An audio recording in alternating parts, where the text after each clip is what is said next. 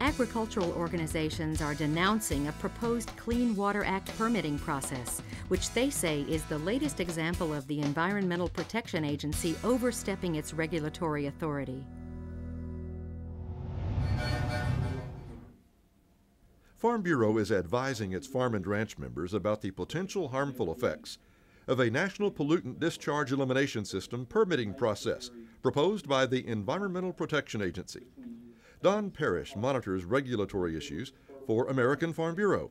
He told Arkansas Farm Bureau's Environmental Issues Committee this could potentially result in more liability for producers and citizen lawsuits by those opposed to production agriculture. We could have farmers sued left and right because of spray drift or any numbers of issues, alleging that farmers need permits, and that is just wrong. Those are non-point source issues, and they shouldn't be covered by these permits, and that's not clear.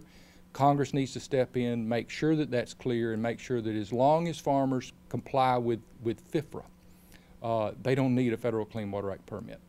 Parrish says aerial applicators are particularly at risk because of the potential of spray drift into ditches with hydrologic connections. More congressional oversight of what he calls regulatory creep is needed. This agency is going to push the envelope, and they're going to, you know, the term regulatory creep, that's real. And this agency, EPA and USDA, is going to push the limits of what their regulatory authority would be. And we're going to have to live with it unless Congress steps up and indicates enough's enough. Right now, there is no effective congressional oversight. There needs to be some adult supervision put into place as agencies develop guidances and regulations, and that's not happening right now.